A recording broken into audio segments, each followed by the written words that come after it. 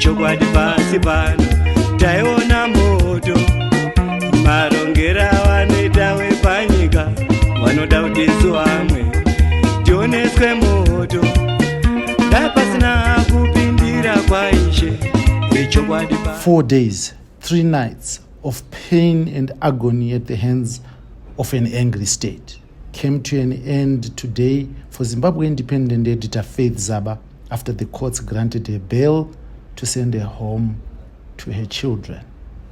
A mother battling with her own health, snatched away from her children and medical attention, and also the comfort of her home, to be thrown into the deep, dark cells of the state at the Chikurubi female remand prison. You will recall that on the 1st of July 2025, Zim and editor Faith Zaba was arrested by Zimbabwean authorities on allegations of contravening Section 33 of the Criminal Law Codification and Reform Act of Zimbabwe. That speaks to undermining of or insulting the president. The allegations arise from an opinion piece, regular weekly piece in the Independent, which gives commentary on current events in the country. She was arrested in her capacity as editor, as the person who is responsible for the publication of content that was deemed to be unpalatable to the authorities. And she spent 3 nights now in the custody of the state. Originally, she was detained in police cells at Harare Central Police Station. Then once she was taken to court for initial appearance and for bail proceedings, she was taken to Chikurubi female prison. And we were unable to finalize the bail proceedings on the first day, since the state needed time to confirm the authenticity of medical documents which related to the bed rest that Faith was taking at the material time on the orders of her doctors. In the midst of internal power struggles and agenda setting within the ruling Zanu PF, the state has been sharpening its tenterhooks against the media, which it sees more as an enemy instead of a partner of development. Zaba fell into this minefield and was charged with undermining the authority of the president, Emmerson Dambudzo Mnangagwa. Even as there was no opposition to her bail, as the state consented that Faith should be admitted to bail, it took 2 days for Magistrate Vakaichi Kwakwa to deliver judgment. On the second day, the bail proceedings went ahead. The state confirmed that Faith was not feeling well, and there was no opposition to the admission of Faith to bail. Notwithstanding the consent by the state, the presiding magistrate, Mr. Vakaichi Kwekwe, invited counsel for the accused person to make detailed submissions to justify her release on bail, which was done.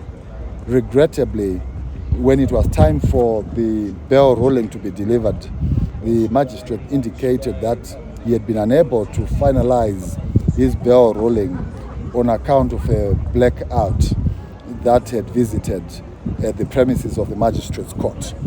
We therefore had to come back on the third day, today, for his delivery of the ruling. In his ruling, Chikwakwa touched on fundamental constitutional issues, saying bail was a constitutional right which must not be easily tampered with. He said it was undesirable to keep accused persons in custody, especially as everyone is deemed to be innocent until proven guilty. He released Zaba after 3 days of tampering with her liberty on conditions that were later explained by her lawyer, Chris Mike. He issued a lengthy and detailed determination justifying the release of Faith on bail. She has therefore now been admitted to bail on a number of conditions. The first one being the payment of $200 United States or the equivalent of that amount in local currency. She was also ordered to continue residing at a usual residential address until the matter is finalized. She has had to surrender her passport to the clerk of court, and this is a condition which is designed to ensure that she does not skip bail. She does not evade justice by leaving the country. And we have submitted that passport to the clerk of court.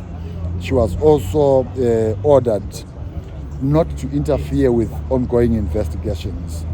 And finally, she must report to the police station once every week. On every Friday of the week, she must report her presence in the country to the police. These were the conditions that were imposed on her. We are pleased that she is now being released. We remain unhappy about the fact that she was detained in the first place. 3 nights in prison for practicing journalism cannot, in a normal democracy, be justifiable. President Emmerson Mnangagwa some weeks ago threatened to punch journalists in the eye if they did not report within the framework set by his government.